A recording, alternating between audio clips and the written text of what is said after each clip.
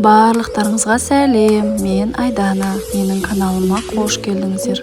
Бүгін біз нағыз қазақтың қуырдағын дайындайтын боламыз. Бізге керегі сиыр немесе жылқы еті, немесе қой еті, және де міне өкпе қосамын. Алтын аламын, осылаймен турап қойдым. Үлкен болмау керек, және де кішкентай болмау керек, орташа қылып турау керек. Одан кейін біз бауыр мен көк бауырды қосатын боламыз. Бауырдың барлығын қоспаймын, жартысын ғана алып қосамын. Және де міне менде укроп бар екен. Укроппен 3 пияз, 2 сәбіз және де 1-1,5 килограмм картоптан қосатын боламыз.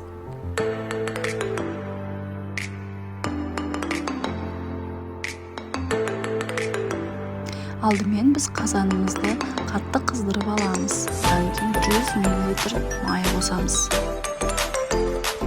Қазандағы майдың буы шыққанша қатты қыздырып, одан соң етті қосатын боламыз. Қатты қыздырылған майға біз етімізді салған соң жақсылап араластырып аламыз. Біз етімізді қатты отқа 10-15 минут тоқтатып қоямыз.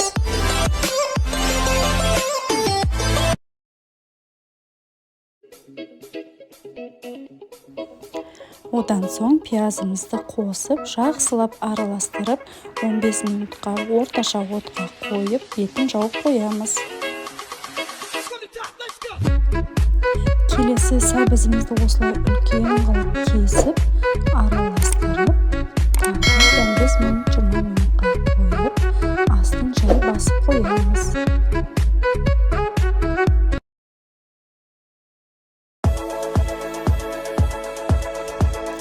Енді міне картофелімізді турап дайындап қойдық. Қазанға салып, жақсылап араластырамыз.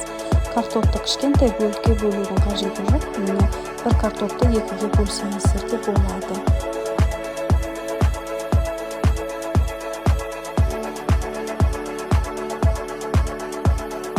Картофелімізді 5 минутқа қатты отқа қойып қоямыз.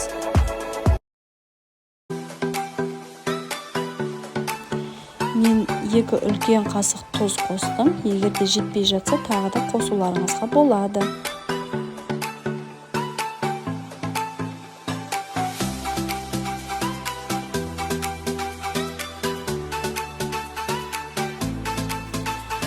Тамағымызды жақсылап араластырып, жай отқа 20-30 минутқа қойып қоямыз.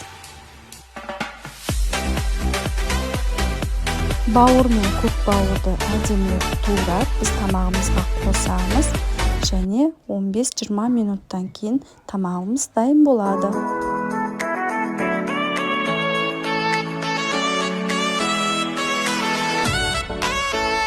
Тамағымды әрлеу үшін мен 1 пиязды алып, үлкен қылып турадым, және де укропты майдалап турап, үстіне қара бұрыш септім.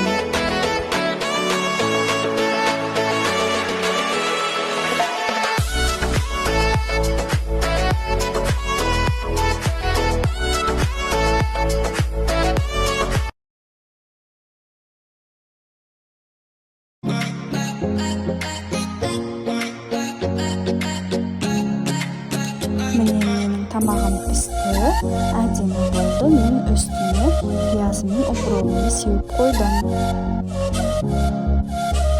Осылай дастарханға қойып, жақындарымызды қуантайық.